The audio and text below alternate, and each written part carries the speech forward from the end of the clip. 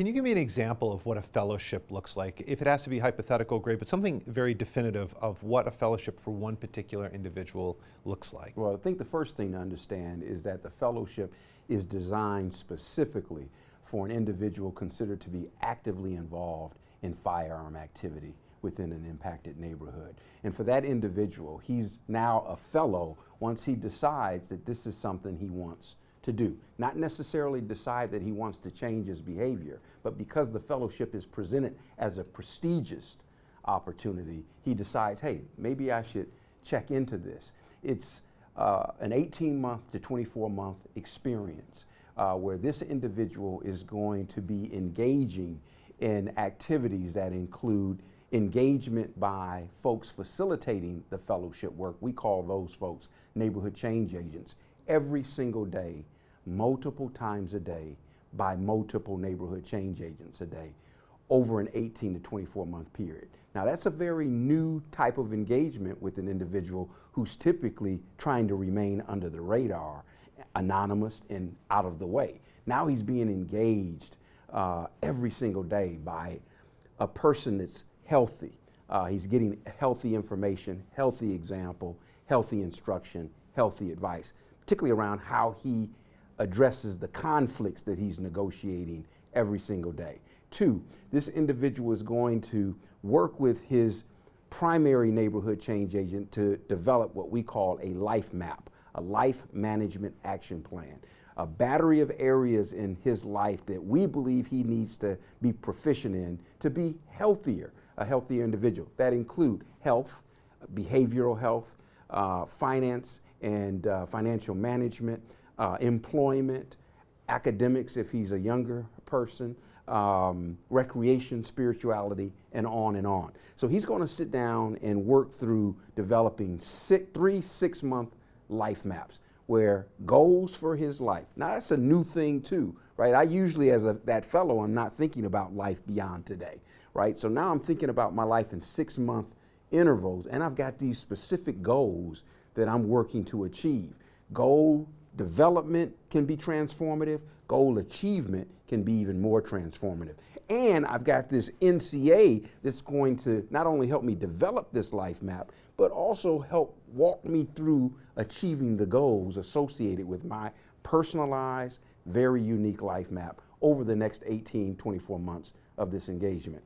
3, I'm going to be provided as a fellow with the best high-level social recreational service opportunities available to me in the community. And prior to me even walking into those organizational doors, my neighborhood change agent or the organization, in this case the Office of Neighborhood Safety, is going to already have done the due diligence to make sure this organization can work with me in such a way that he or they deliver an optimal outcome with me.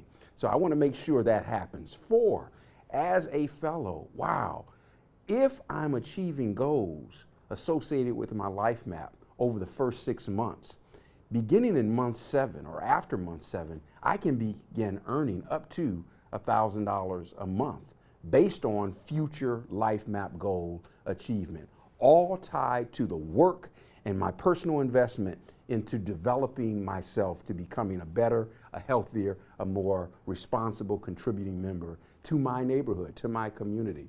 5, I'm going to be provided opportunities to leave the city. It's hard to dream about things that I don't know exist.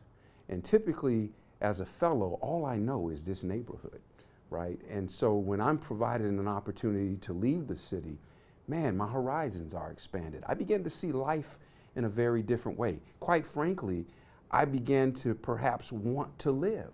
And the moment I began to want to live is the moment I began to think about changing the decisions I make about who I hang out with, who and what I do, how I handle conflict. What we try to do is to get them, fellows that can travel together from the same crews or cliques, to travel within the state of, say, New York. And on those excursions, they're meeting with VIPs in those cities.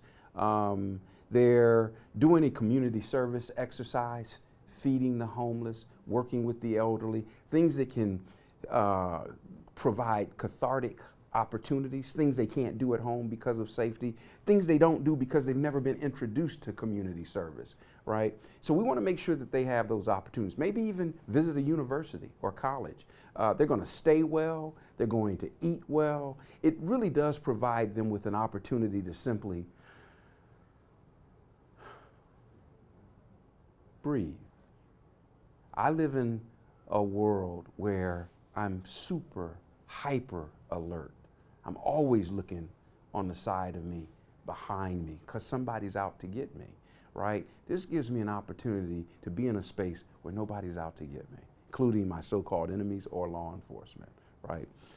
So we want to provide that opportunity. Now, when we travel out of the state of New York or out of the country, and we do this with our fellows a great deal, I'm getting and doing all of those other things and exposures. But what happens for me to be able to do that is I have to agree to travel with a fellow who's trying to kill me, or with a fellow I've been trying to harm. The only way I can leave the state with the advanced peace model or the country is an agreement to do that. And let me tell you, we've been all over the world, or fellows have been all over the world, and we're batting 1,000. It can be a very transformative experience. I don't want to oversell it and make it as if everything's kumbaya, but it's a great opportunity for fellows to experience something together from rival neighborhoods that very few people get to experience at all, right? And that's memorable. It's also an opportunity for me to see the humanity in my enemy and for him to see my humanity as well. The next element of the fellowship, or what we call touch point, is an elder circle. We think that intergenerational mentoring is critical. We believe that these guys become so isolated, so alone, and quite frankly, don't have access to positive communications, information, example, advice. So we're going to identify and bring folks into the fold as elder volunteers, train them, develop them, so they can perform their mentorship, their life coaching at a high level with a guy who's a lethal guy, right? That can be kind of scary at times. And then finally, I like to let folks know this isn't a jobs program. I'm not one who believes that nothing stops a bullet like a job. I've seen very different. Many shooters have jobs. So this isn't an issue of economics. This is an issue of anger, fear, and pain that's cyclical, that's retaliatory, that's historical. And so what we do is we spend 18 months with these guys, learning them, courting them, understanding them, and learning what their interests are, what their passions may be. And then we identify locally or regionally internship opportunities that we place them in based on that interest, based on their passion, or at least their believed passion and interest for. And we ask the employer to house them in an internship way. We'll pay, subsidize the wage. Employer, you're getting free labor. You're also getting someone now who's not like they were 18 months ago, right? And you're getting someone while he still has access to a social network or a new social network of health and positivity to support him as he's working as an intern in your organization, which he believes he's interested in doing. And we ask the employer, if this individual after 9, 12 months proves value add to you, would you be willing to take him on your own dime? That's just worked much better for us than finding a guy saying, oh, Walmart's hiring, let's just get you a job at Walmart. That's the fellowship, that's the focus. The really distinct issue around this fellowship is this focus on a particular group of guys who are rarely being engaged by any public or community system of care within their local environment. So as a fellow over 18 to 24 months, that's what I'm getting. Well, DeVone, I know you've done this before, but that was still very impressive. I really appreciate the presentation. Sure. My last question for you is more just a point. The decrease in violence that you've witnessed in Richmond, Yes. do you know for a fact it was a direct correlation to, or it was caused by this program? Oh, absolutely. The evaluators are independent. The University of California does all of our evaluation. I should note that Richmond's 100,000 people.